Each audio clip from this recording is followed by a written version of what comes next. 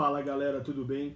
Professor Henrique de Geografia para mais uma aulinha rápida aí sobre biomas ou paisagens vegetais e suas relações biogeográficas, beleza? Então aqui eu vou passar rapidinho as principais paisagens vegetais relacionadas aos climas de cada lugar, tá? Então vamos entender um pouquinho aí qual que é a diferença entre paisagem vegetal, bioma, domínio morfoclimático mais para frente em algumas aulas específicas, tá certo? É importante lembrar que se você conseguir relacionar vegetação e clima, você já tem aí metade do caminho andado sobre esse assunto, tudo bem? Pegando um mapa aí, pessoal, vamos dar uma analisada no mapa sobre as principais paisagens vegetais e suas relações biogeográficas. Então, você vai olhar para esse mapa e vai perceber que nós temos aí algumas vegetações ou paisagens vegetais predominantes no planisfério, no mundo aí, no planeta. E essas vegetações, elas obedecem uma ordem basicamente aí relacionada à posição latitudinal, da latitude. Lembra da aulinha lá de coordenada geográfica, longitude e latitude. Então é muito fácil aí a gente pegar aí por posicionamento aí, latitudinal, estabelecermos as principais vegetações ou paisagens vegetais ou biomas da Terra. Essa relação é importante porque a latitude é um grande fator de influência no clima. Então lembra que eu falei lá, relaciona a vegetação com o clima, tudo bem? Então perceba aí, ó, nós temos tundra, vegetação de montanha, floresta de coníferas, vegetação mediterrânea, floresta temperada, deserto, floresta tropical, estepes, pradarias e pampas, savanas e cerrados. Então essas são as principais paisagens vegetais, tudo bem? Vamos dar uma analisada aqui nas principais, aí, uma por uma, pessoal. Veja bem, tundra. O que é a tundra, pessoal? A tundra está relacionada ao clima polar, tá certo? E onde que ela está localizada? Então, nas altas latitudes, tudo bem? O que é a tundra, galerinha? A tundra é aquela vegetação de musgos e líquens, uma vegetação rasteira que vai aparecer aí no verão, vai aparecer quando o gelo derreter, né, dessas regiões aí durante o verão, e esses musgos e líquens eles conseguem brotar, eles conseguem nascer nessa paisagem aí gélida, nessa paisagem gelada. Então é uma paisagem de clima polar, né, do extremo norte do planeta aí principalmente. Onde vai aparecer, pessoal? Voltando um pouquinho lá, ó, você vai perceber lá no norte da América do Norte, no norte da Europa e da Ásia, no extremo norte, ou seja, Canadá, extremo norte do Canadá, porção do Alasca, que pertence aos Estados Unidos, na Groenlândia, no extremo norte dos países escandinavos, né? E da Rússia aí, tudo bem, pessoal? E outros países da Europa e no extremo norte, tudo bem? Como a Islândia, por exemplo, também vai apresentar essa vegetação, esse clima, essa vegetação associada ao clima, né? Formando essa paisagem aí que vocês estão vendo, tudo bem? Logo aí, numa latitude um pouco menor, né? Como se a gente falasse, estamos descendo no mapa. Lembra que na geografia não tem para cima e para baixo, né? Em termos de direção de orientação, é norte, sul, leste, oeste. Eu posso falar na parte de cima do mapa, na parte de baixo do mapa, mas eu tenho que pensar sempre o quê? Na orientação, pessoal. Norte, sul, leste, oeste. Aqui nós estamos falando de latitude, então vai aportar para nós mais extremas latitudes, latitudes maiores, né? Então, por exemplo, a tundra está no extremo norte. Uma latitude um pouco menor, tá? Vai aparecer a taiga, principalmente de clima temperado frio, tá certo, pessoal?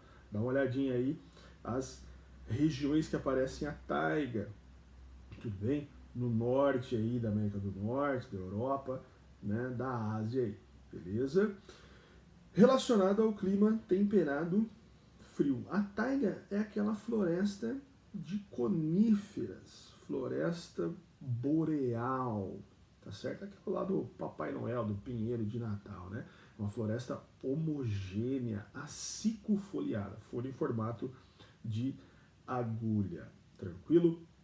Se nós formos, né, descermos entre aspas, né, irmos numa direção aí latitudinal, numa latitude menor, né, diminuindo um pouco mais a latitude, né, acompanhando ali, nós começamos com a tundra, perdão, com a taiga, e agora nós vamos chegar aí na floresta temperada, de clima temperado úmido, ou clima temperado oceânico. A umidade vai ser um fator importante aí nessa zona temperada, fazendo com que apareça aquelas florestas que a gente chama de caducifólia, a floresta que perde as folhas no final do outono e início do inverno. É aquela paisagem que mostra bem as 4 estações bem definidas, tá, pessoal? Eu consigo perceber as 4 estações definidas nessa paisagem. Tudo bem, galerinha? Então, floresta temperada, floresta caducifólia, beleza? De clima temperado úmido. Estados Unidos, Europa Central, aí, um pouco aí também do Extremo Oriente também vai aparecer. Japão, China e etc. Tá bom? Dá uma olhada aí na característica dela. É aquela floresta, então, que você percebe as 4 estações na paisagem, conforme eu já falei. Beleza? Bom, nós também temos a vegetação das estepes ou pradarias, seriam os campos, pessoal, uma vegetação rasteira de gramíneas, beleza? O clima temperado continental ou clima subtropical também, beleza? Lembrando que pode ter campos, pradarias em tropical, clima tropical, pode acontecer, mas ele é típico do que? De clima temperado ou subtropical continental. Não tem tanta umidade assim, então não vão ter grandes áreas, a paisagem de campos, longos campos aí com gramíneas, tudo bem? Bom, ainda em regiões temperadas, pessoal, aparece a vegetação mediterrânea, ou maquis e garrigues, que é conhecida aí na Europa, que é a região, né, no sul da Europa, ali no mar Mediterrâneo, faz a relação do nome, vegetação mediterrânea, mar Mediterrâneo, clima mediterrâneo no sul da Europa, então essa é a região que mais apresenta esse tipo de paisagem, beleza? E as maquis garrigues, ou chaparral aparece nos Estados Unidos, um pouco ali na Califórnia, numa pequena parte da Califórnia, é o chaparral. Isso também vai aparecer em outras regiões no sul do continente africano, tá bom? No extremo sul, e também na América do Sul, no Chile, próxima região de Santiago e tudo mais ali. Pode aparecer também, aliás, vai aparecer, mas não com grande destaque, em algumas regiões da Austrália, beleza? Então dá uma olhada aí, ó, uma vegetação arbustiva. O clima mediterrâneo ele tem 2 estações definidas também, tá? Assim como o clima tropical continental. Depois a gente vai especificar mais sobre os climas do Brasil, né? Numa aula específica de domínios morfoclimáticos do Brasil sobre isso, beleza? Então, ó, vegetação arbustiva, tá certo, pessoal?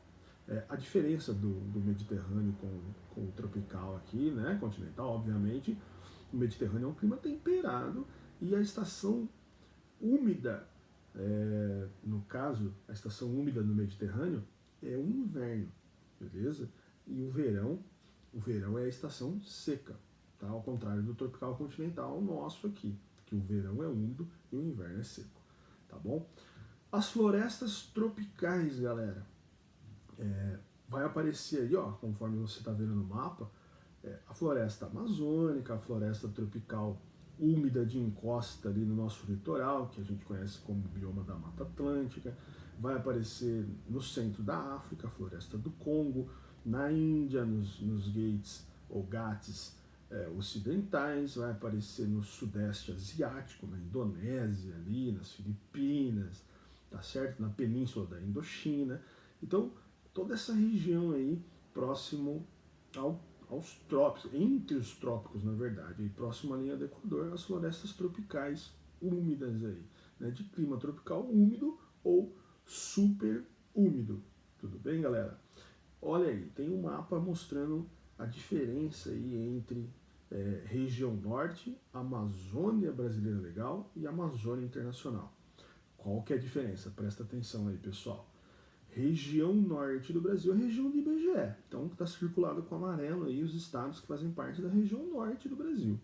A Amazônia Brasileira Legal são todos os estados que apresentam a floresta amazônica. Não significa que a floresta amazônica cobre toda essa área do mapa aí, e sim que todos esses estados do Brasil têm em partes deles a floresta amazônica, a presença de floresta amazônica, que é uma floresta tropical úmida, super úmida, na verdade. E a Amazônia Internacional são todos os países aí da América do Sul que tem a floresta, a presença da floresta amazônica. Também nesse caso ela não abrange toda essa área, todo esse espaço, e sim parte desse espaço, parte desses países, né? A Bolívia, o Peru, o Equador, enfim, o próprio Brasil aí. Tudo bem? Importante ficar atento nisso, galera. Tá bom? As nossas florestas tropicais, então a floresta amazônica e a floresta conhecida como Mata Atlântica. Cuidado aí, é o seguinte, pessoal, existe uma diferença entre floresta, tá, que é uma vegetação, e bioma da Mata Atlântica. O bioma da Mata Atlântica, ele vai considerar vários tipos de floresta.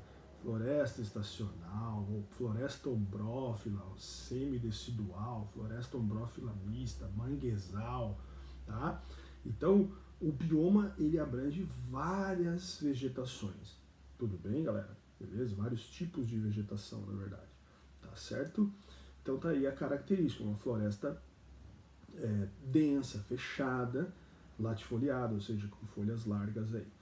Galerinha, as savanas ou cerrados, vegetação arbustiva de clima tropical. No Brasil a gente chama de cerrado, né? No restante do mundo aí, conhecido como vegetação savânica ou savana, muito relacionada àquela paisagem da África, tá certo?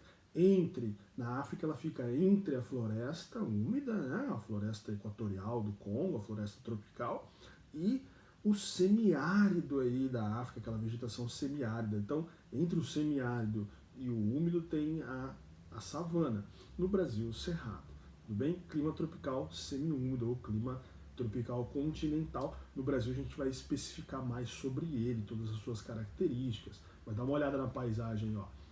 Árvores ou arbustos com troncos retorcidos, beleza? Entre gramíneas. Então você tem grama e tem esses arbustos com tronco retorcido, tá?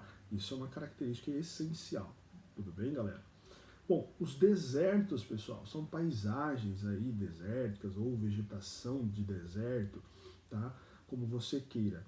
É importante aí você relacionar os desertos às faixas latitudinais ali dos trópicos. Então perceba que os grandes desertos estão na linha ou próximo à linha dos trópicos ali, o trópico de Câncer, o trópico de Capricórnio, que são ali no 23 graus e 27 minutos, então ali próximo, aí, no mapa está com 30, porque é a proximidade.